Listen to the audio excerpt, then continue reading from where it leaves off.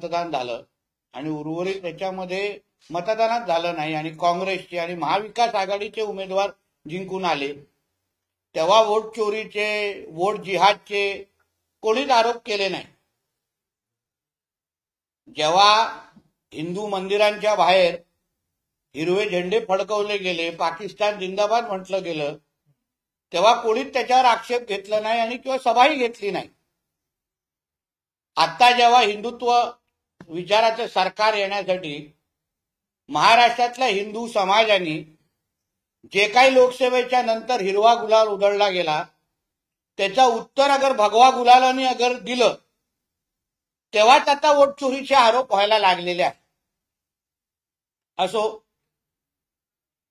पण हेही मला वाटतं की राजसाहेबांच्या बरोबरचे आजकाल ज्यांच्या मांडीला मांडी लावून ते बसतात, संगतचा असर असू शकतो. कारण का उद्धवजी आणि त्यांचा मुलगा आदित्य ठाकरे यांच्या मेंदूची साईज केवढी आहे हे आता महाराष्ट्राला चांगल्या पद्धतीने माहिती आहे. 1-2 दिवसा अगोदर आदित्य ठाकरेंनी दिल्लीच्या ट्रान्सपोर्ट डिपार्टमेंटचे फोटो छापून ट्विट केलं होतं. म्हणजे हे त्यांच्या मेंदूची साईज. आणि ज्या पद्धतीने कालच्या सभेमध्ये वाढवण बंदराच्या संदर्भात उल्लेख करत असताना मी छातीटोक पद्धतीने सांगतो की आदरणीय राजसाहेबांना चुकीची माहिती दिली गेलेली आहे. मी स्वतः त्या खात्याचा मंत्री आहे, बंदर खात्याचा. महाराष्ट्र सरकार म्हणून वाढवण बंदरमध्ये आमचा 26% वाटा आहे महाराष्ट्र सरकारचा, 26%. आणि त्या बंदराच्या प्रत्येक गोष्टीमध्ये, प्रत्येक हालचालीचा साक्षीदार हा त्या खात्याचा मंत्री म्हणून मी स्वतः आहे. प्रधानमंत्री असतील, आमचे मुख्यमंत्री असतील आणि आमचे सगळेच बंदर खात्याचे अधिकारी अतिशय चोख पद्धतीने आणि बारकाईने या वाढवण बंदरामध्ये सगळेजण काम करतायत. वाढवण बंदरामुळे आपला देश आज तिथे जे नगण्य आहे त्या बंदर ह्या क्षेत्रामध्ये, बंदरांच्या जागतिक बंदर यादीमध्ये एका त्या वाढवण बंदरामुळे पहिल्या 5 क्रमांकामध्ये येऊन थांबणार आहे. जो 20 मीटरचा जो ड्राफ्ट म्हणजे खोली ज्याला म्हणतात, जो आजच्या तारखेला कोणाकडेच नाही. कुठल्याच देशातल्या सर्वात जास्त खोली असलेला जो मुंदडा बंदर आहे, मुंदड्याकडे बंदर आहे, तो 17 मीटरचा आहे, हा 20 मीटरचा आहे. आणि ह्याच्यामुळे सगळ्या पद्धतीचे जहाज, मोठे लहान सगळ्या पद्धतीचे जहाज त्या वाढवण बंदराकडे येऊ शकतात.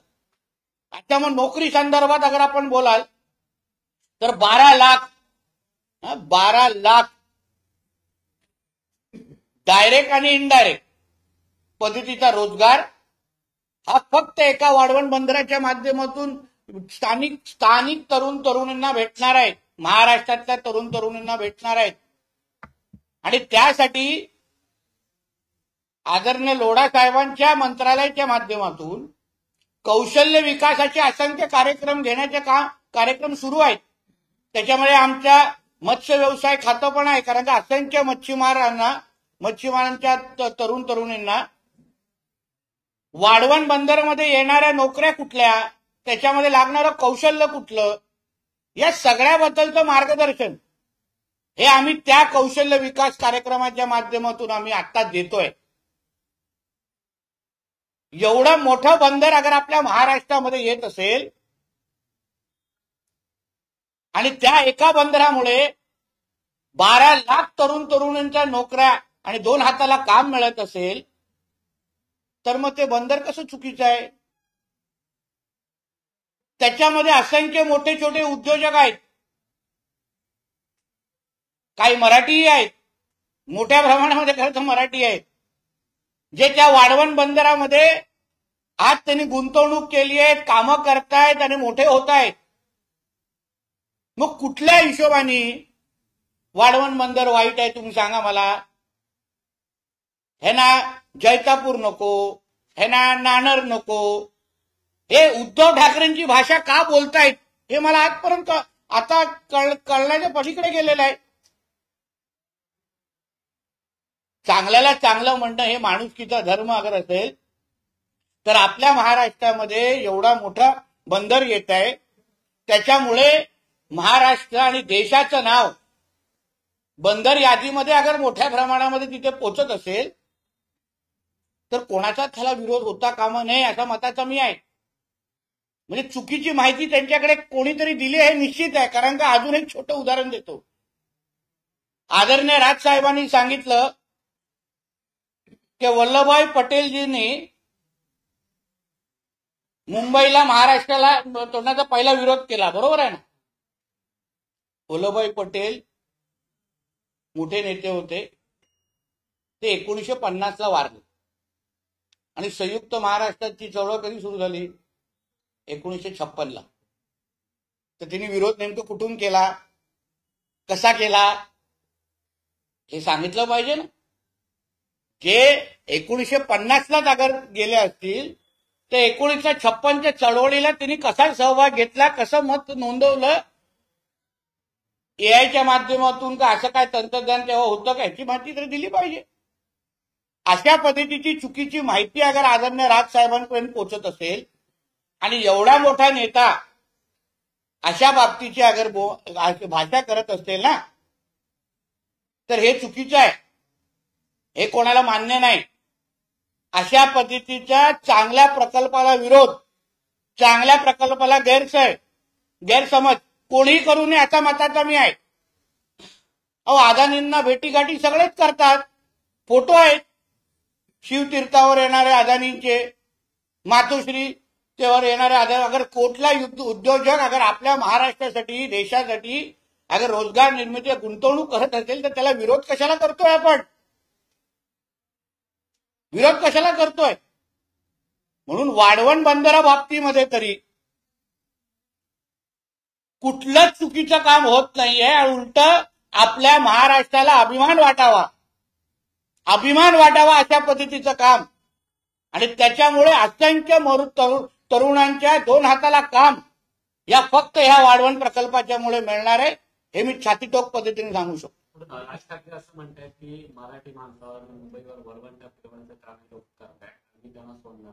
अरे कसला वरवंट आहे सांगून तरी पाहिजे मला, सांगितलं पाहिजे मला.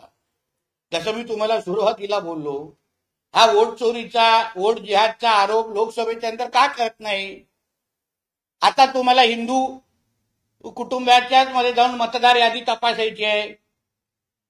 मग मालेगावला कधी जाणार, भिवंडीला कधी जाणार, नळ बाजारला कधी जाणार, भैरमपाड्यामध्ये कधी जाणार, तिथे मालवणीमध्ये कधी जाणार, तिथे जे एका घरामध्ये 40-40, 50-50 बांगलादेशीने रोहिंगे कोंबून ठेवले होते, त्यांना कधी प्रश्न विचारणार?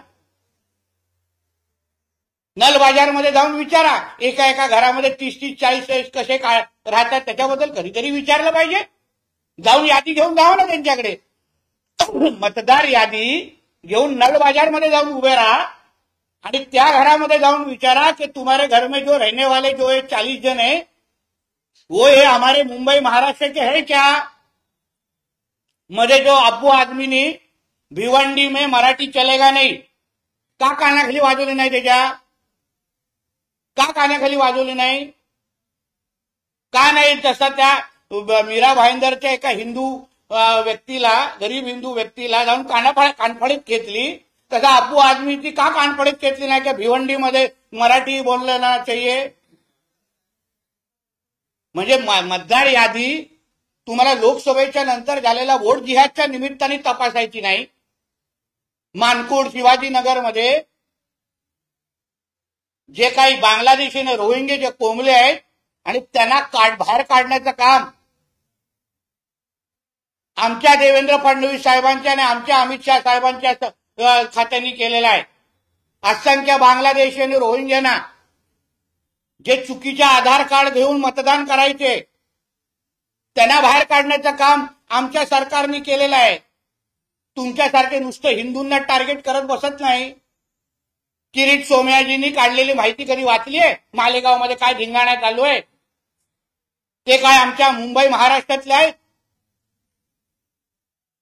ते सोडा, कधी भिवंडी आणि इथल्या घोडबंदर रोडच्या पुढे जाऊन पलगाम नावाच्या गावाकडे जावा. पलगाम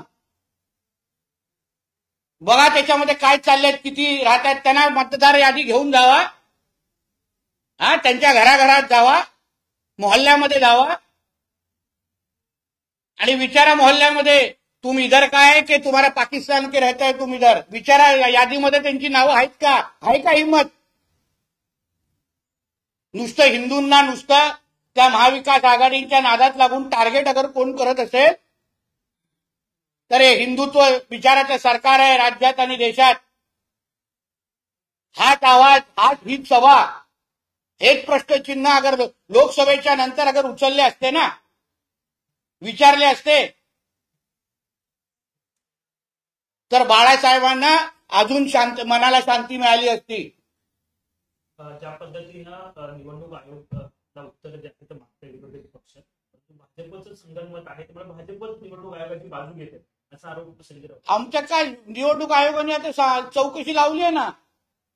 निवडणूक आयोगाने चौकशी लावलेली आहे. खरं म्हणलं तर ही अर्बन नक्सलची भाषा आहे ना. सुप्रीम कोर्टवर प्रश्नचिन्ह करायचे आहे. आमच्या देशामध्ये निवडणुका घेऊ नये, घेऊन दाखवा, ही अर्बन नक्सलची भाषा आहे. अर्बन नक्सल बोलतात असं. म्हणून बोलतो राजसाहेबांना, तुम्ही मांडीला लावू नका लावू. उद्धव ठाकरे त्याच्या नादी नका लावू.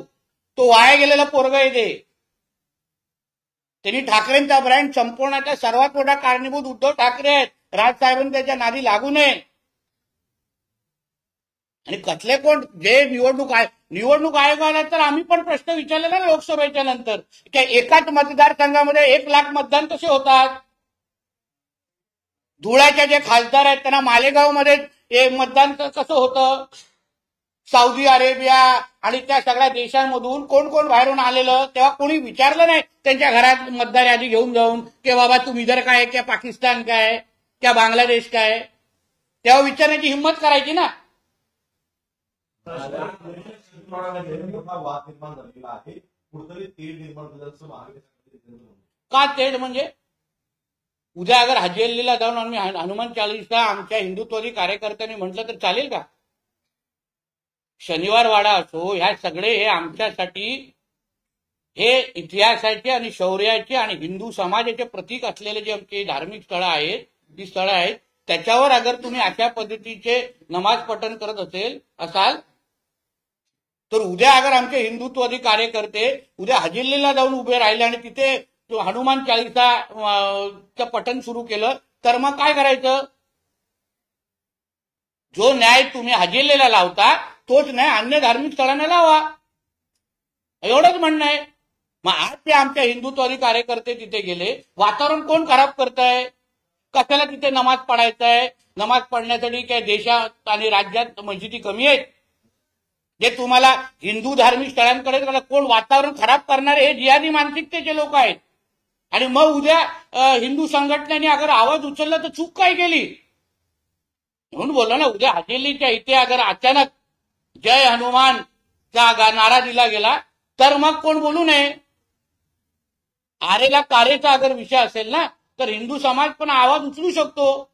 पण कोणालाच वातावरण खराब करायचं नाहीये. म्हणून प्रत्येकाने आपल्या आपल्या जी काय जागा दिलेली आहे तिथे जाऊन तुमचा हे करा ना, तुम्हाला काय करायचंय ते प्रार्थना करा. निवडणूक आयोगाने भाजपच्या विरोधात महाविकास आघाडी 1 तारीखला मोर्चा काढणार आहे. अहो, ते सगळे मोर्चे पहिले मोहल्ल्यांवर काढा. 1 तारखेचा एक मोर्चा पहिला मोहल्ल्यांवर काढा. कुठल्या तरी वोट चोरी तिथून होते, वोट जिहाद तिथून होतंय. हेच मोर्चे लोकसभेच्या नंतर का काढले नाही? तुम्हाला देशामध्ये अगर लोकशाही पाहिजे, सगळ्यांना समान न्याय पाहिजे ना, तो लोकसभेच्या नंतर चिडीचूप कशाला होते, सगळे गार कशाला होते? कारण तुमचे एवढे खासदार आले म्हणून. बच्चू भाऊंनी माध्यमांचं वक्तव्य 3 कलेक्टर आणि मंडळातील 7 सचिवांना फुटलं, काय फरक पडला असंही म्हणून असंही म्हटलंय. तर निजामशाही बंद केली म्हणून संभाजीराजे ठाकरेंकडून मारले गेले, औरंगजेब मात्र बदनाम झाले. असं आहे. आता बच्चूभाईंना थोडं बच्चू कडूला जरा वेगळ्या पद्धतीची हवा लागलेली दिसते आहे. बघू, आमचे देवाभाऊ काळजी घेतील. त्यांनी असंही म्हटलं की शेतकऱ्यांना मदत जी आहे ती सरकार करत नाही, त्यामुळे आमदारांना कापा. मग वादग्रस्त विषय. आत्महत्या करण्यापेक्षा आपल्याला अशा पद्धतीचं हेच आमच्या सरकारमध्ये पण काम करू म्हणून बोलतो ना, सगळ्याची काळजी देवाभाऊ आमचे घेतील.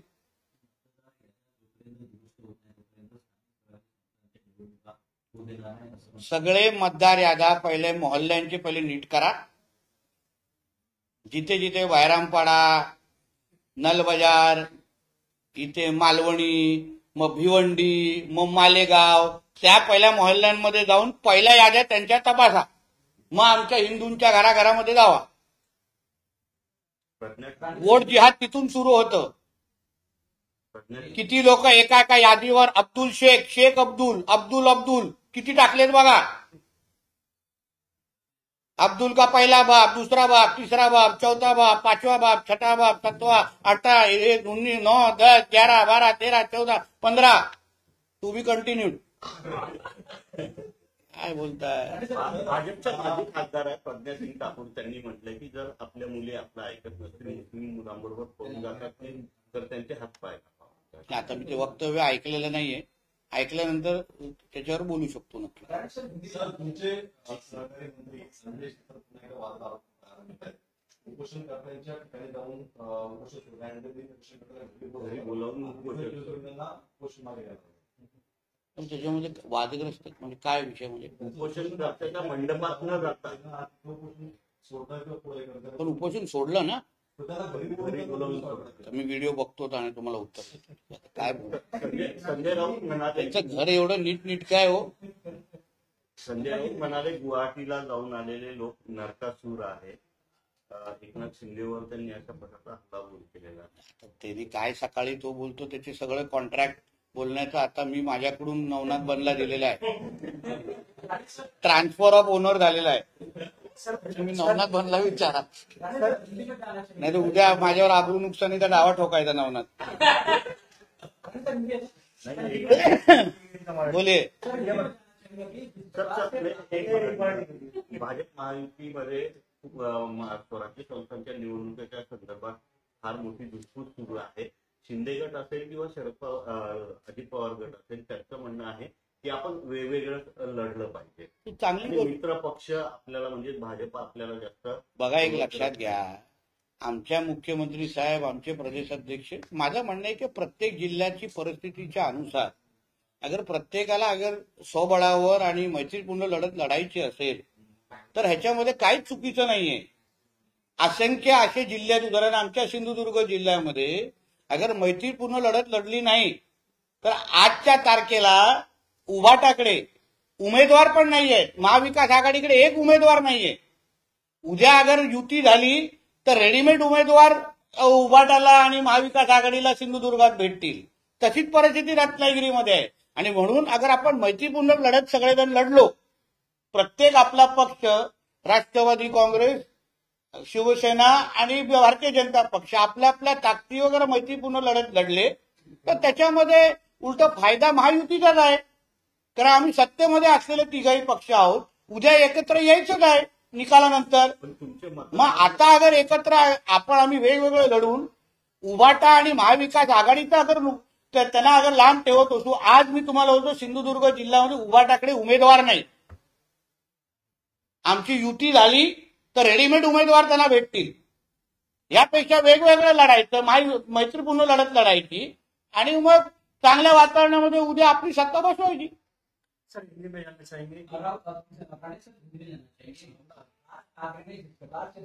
लगभग 96 लाख मतदाता जो मराठी में फर्जी है, उनके इस आरोप को कैसे देते हैं? और वहीं महाविकास आघाड़ी ने 1 नवंबर को रैली. ये मेरे को आश्चर्य ऐसा लगता है कि राज साहब की यही सभा, यही प्रश्न लोकसभा के बाद क्यों आए नहीं. जब लोकसभा के बाद जब भी एक मतदार सांसद मतदार संघ में जब भी एक ही मतदार संघ में 1-1 लाख, मालेगांव में 1 लाख से ज्यादा वोटिंग होती है, इधर मानपुर शिवाजी नगर में 1 लाख से ज्यादा वोटिंग होती है, और जब भी कांग्रेस और महाविकास आघाड़ी और इंडिया अलायंस के लोग अगर चुन के आते तभी ये लोग को कुछ अपना इलेक्शन कमीशन से कोई प्रॉब्लम नहीं. इलेक्शन कमीशन का ये लोग प्रशंसा करते, मगर जब ही लोग विधानसभा के बाद, जब ये लोग ने लोकसभा के चुनाव के बाद जिस तरीके से पाकिस्तान जिंदाबाद, हरे झंडे, सर तन से जुदा के नारे दिए गए, उसका जवाब, हरे का जवाब विधानसभा में हिंदू समाज ने भगवे से दिया, तभी ये लोग को मिर्ची क्यों लगती है? यही सवाल अगर ये लोग ने लोकसभा के बाद पूछा रहता ना, तो मैं बोलता कोई किसी को, सबको लगता कि नहीं ये सबको बराबर की तरीके से ढूंढ रहे, मगर वोट जिहाद के बाद कुछ बोलना नहीं है। मगर अगर हिंदू समाज एक साथ आके अगर वोटिंग करता हो तभी इन लोग को मिर्ची लगती है।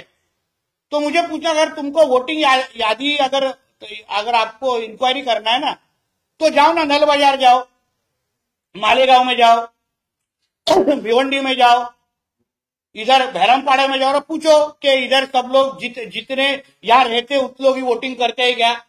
पूछो ना उन लोग को। एक एक घर में 30-30, 40-40 रोहिंग्या बांग्लादेशी मुसलमान कैसे रहते हैं?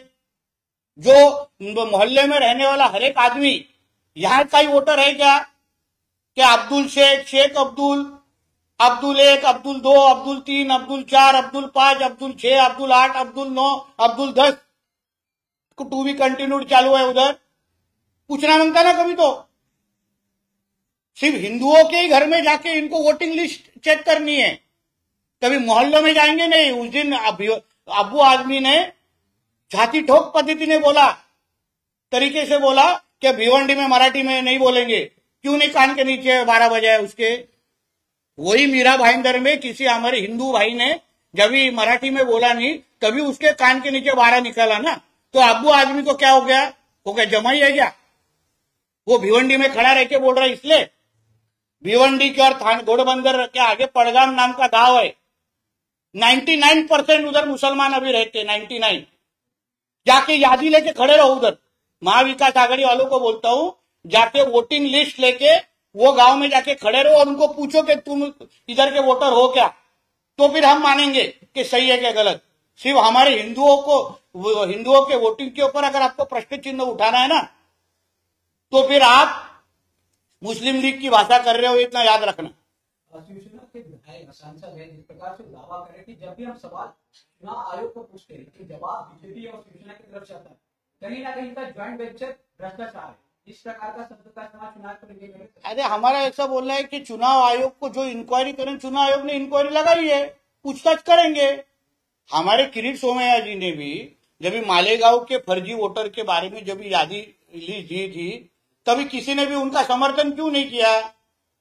क्यों नहीं किया समर्थन? ये राजनीति करने की बात नहीं है, मगर अगर हमारे देश की डेमोग्राफी, हमारे राज्य की डेमोग्राफी ही अगर यह वोट जिहाद के माध्यम से कोई चेंज करने की कोशिश कर रहे हैं, तभी आपको सवाल नहीं उठाना है। मगर सिर्फ हिंदुओं को ही घर घर पे जाके पूछना है कि तुम इधर रहते हो, हिंदू राष्ट्र में रहते। अभी हिंदुओं को आपका अपना खुद का सबूत देना पड़ेगा कि मैं हिंदू राष्ट्र में रहता हूं। और जो मोहल्ले में 30-30, 40-40 जन जाके उधर एक एक घर में जाके बैठे, उनको कोई सवाल नहीं पूछेगा। वो आराम से मोहल्लों में 40 का 80 होंगे तो भी कोई नहीं पूछेगा उनको। ये महाविकास आघाड़ी वालों की गंदी राजनीति है। जिस प्रकार से शिवसेना के बात करें यूनिटी का, जिस प्रकार से उनका रवैया, एक प्रकार से अपने आपको हिंदुत्ववादी कहते हैं और दूसरे प्रकार से जिस प्रकार से सूची की बात करते हैं फर्जी, तो कहीं ना कहीं उनका जो रवैया है बात करने का हिंदुत्व पूरी तरह और हिंदुओं के खिलाफ ही है ना। जब भी वोट जिहाद होता है तभी ये लोग चुप बैठते, तभी इनको दिल को सुकून होता है। मगर जब हिंदू एक साथ आके अगर वोटिंग कर रहे होंगे, हिंदुओं ने अपनी ताकत दिखाई। जो लोकसभा के बाद हिंदुओं के घर, मंदिरों के बाहर, वहां सर तन के जुदा, पाकिस्तान जिंदाबाद के नारे दिए गए, तभी ये लोग क्यों चुपचाप बैठे थे? तभी क्यों नहीं कुछ बोले?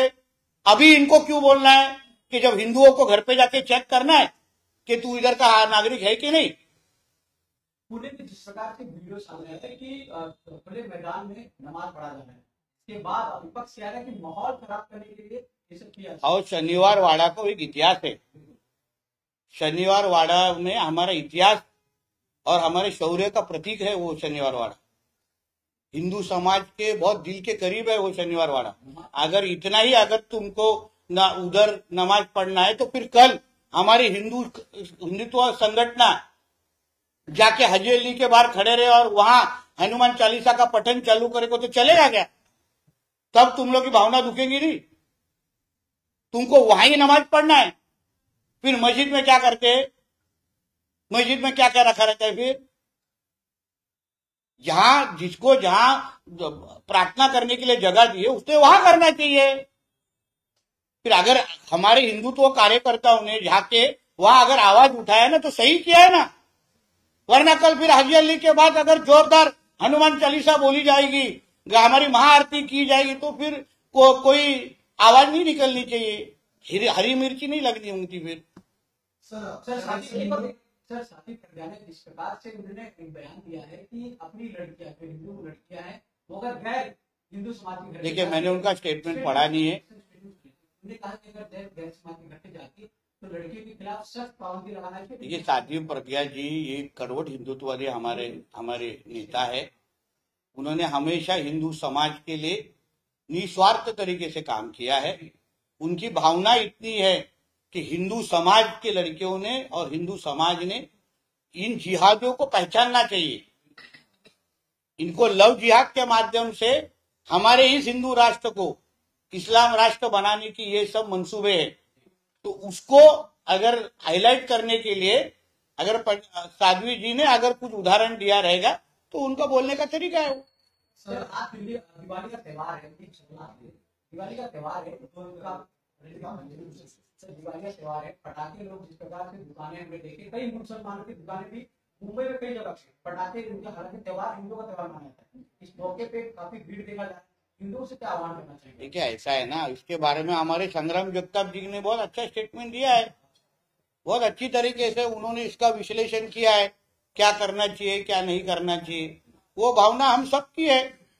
उन्होंने जो स्टेटमेंट जो दिया है उसके हिसाब से उन्होंने सबका नजर रखते हुए संग्राम जगताप जी जो हमारे हिंदुत्व नेता है, अभी उभरते हिंदुत्व नेता है, तो उसकी वो भावना है। देखिए इतनी भावना है कि कोई अगर ईद का कोई त्योहार जब भी होता है, आप मोहम्मद अली रोड में किधर भी जाओ, काफिर से कुछ खरीदा जाता है क्या?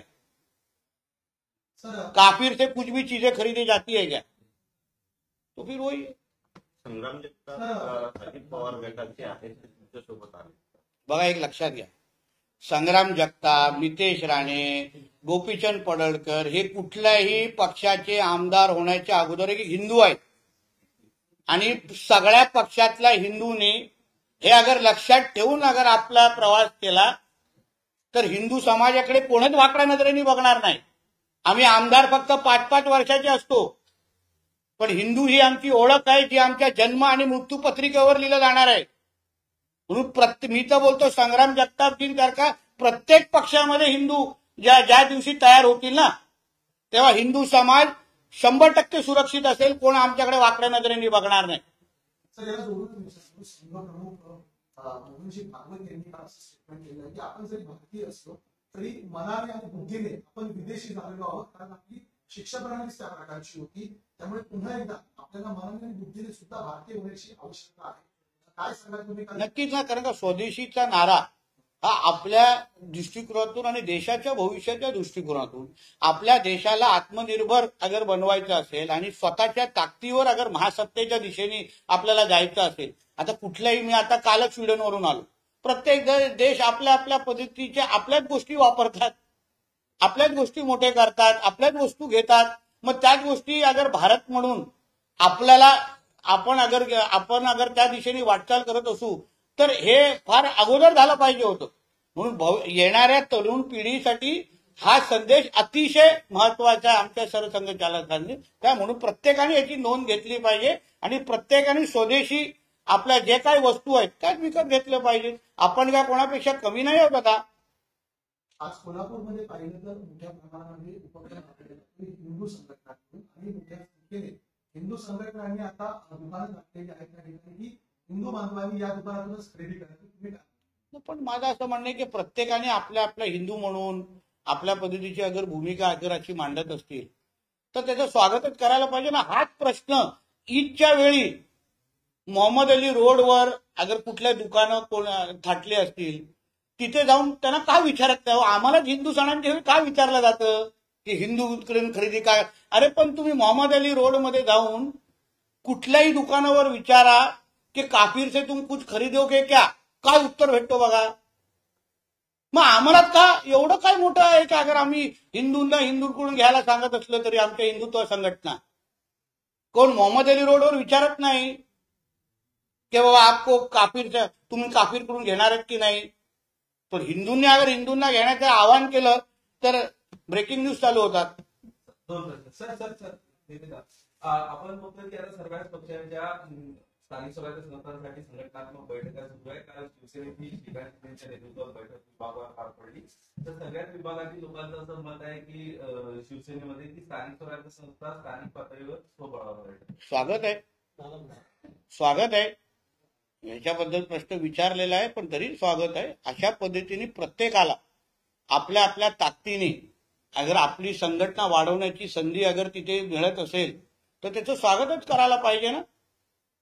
शेवटी आमच्या आज युबीटी असो किंवा महाविकास आघाडी असो, मी तुम्हाला सांगतो आमची अगर युती झाली तर ह्यांच्याकडे रेडीमेड ह्यांना उमेदवार भेटतील. आज युबीटीकडे उदाहरण सिंधुदुर्ग जिल्ह्यामध्ये परिस्थिती सांगतो, आज युबीटीकडे आणि महाविकास आघाडीकडे उमेदवार नाही आहेत. ते बघतायत की आमची युती कधी होते आणि उमेदवार कधी आमच्याकडे घेतायत, बंडखोरी होते की नाही. ह्याच्यापेक्षा प्रत्येकाने आपल्या आपल्या पद्धतीने लढवावं आणि मैत्रीपूर्ण लढत लढवावं ना. कशाला टीका करायची गरज आहे दुसऱ्यावर. आणि थोडी इकडे तिकडे झाली तरी पण आम्ही मॅच्युअर्ड लोक आहोत. आम्हाला माहिती आहे उद्या राज्याच्या हितासाठी एकत्र यायचं आहे. आम्ही काय दूधकुळे आहेत काय, तू माझ्याबद्दल का बोलला मी तुला सोडणार नाही, असं थोडी आहे. झाली तर बघू, नंतर टीका झाली तर नंतर बोलू ना, एकत्र येऊ ना. 100 जणांचं माहिती आहे जाणीवपूर्वक जबरदस्ती बीडमध्ये बायबल हे वाचण्यास लावण्यात आलंय. याच्यासाठी आमच्याकडे धर्मांतर विरोधी कायदा लवकरच राज्यात येतोय ना. हेच ह्याच घटना आम्हाला थांबवायचे, हेच तर आमच्या देवाभाऊच्या सरकारचं मुख्य अजेंडा आहे की लवकरच आमच्या राज्यामध्ये धर्मांतर विरोधी कायदा जेव्हा लागू होईल ना, हे सगळे हे जे काही मनसुबे किंवा हे सगळे जे षडयंत्र बंद होऊन जातात ना. 12ची बैठक. अरे मतलब त्याला काय टार्गेट करताय, दिवाळी आहे. कर्नाटक के मुख्यमंत्री ने कहा है कि जितने भी सनातनी उनसे दूरी बनाए रखना चाहिए. ऐसे बहुत आए, ऐसे 100 सिद्धाराम को जन्म लेना पड़ेगा आरएसएस पे बंदी डालने के लिए अगर सनातन के खिलाफ सोचने के लिए.